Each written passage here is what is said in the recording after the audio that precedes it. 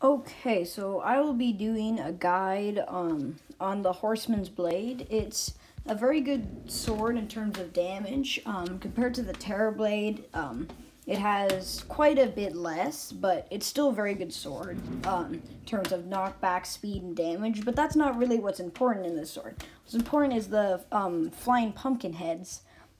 So if you were to build a little spot like this and set up statues and such, actually know how to use your fingers. Maybe you could turn on an activator. There we go. So you could set up statues and such, and then pumpkin heads will fly in from the side and attack all your enemies. It has a 1 to 15% chance of dropping from the pumpkin moon, depending on what wave you're on. And it is a very good sword, and took me a very long time to get it.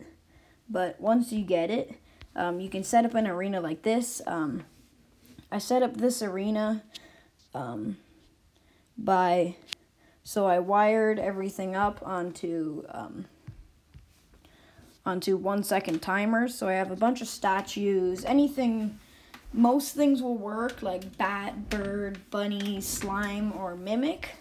Mimics are the good one because it actually takes a few hits to kill them because they have lots of health.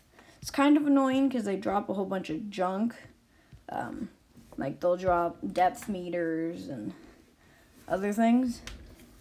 But so you can set this up. You can add actuators to make a little door so that enemies can't come in. And the thing about this is that you can sit in there in your honey, and if you have enough regeneration, you'll never need to go out.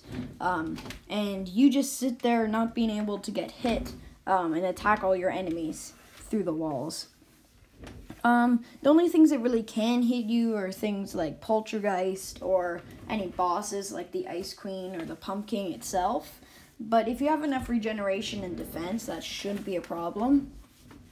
But I wired this up by 1 second timers, and then when you do that, you could also wire the 1 second timers up onto things like super dart traps, spear traps, or flame traps. So once you do that, it'll be a very efficient way to get through events without even getting killed. If you wanted to, you could even put background walls in there and put a bed in there, so that could be your spawn point. So even if you die to the pumpkin, you don't spawn elsewhere. You can just stay there. Currently, I have my spawn point over there, but for other events, so if I die, I just spawn over there and I can run back in. But that's usually not a problem. If you don't have much, you could just run out of here quickly. You don't have to turn off the traps and such. Go into the sky because Pumpkin and Ice Queen will fly. So then you just use your Flareon to attack them. But anyways, the Horseman's Blade is a very good sword. It has good knockback, speed, and damage. Although that isn't what's good. It's good because of its pumpkin heads. So if you farm from the pumpkin moon, it'll be very beneficial. Anyways, I hope you like this video, like and subscribe, and watch my other videos.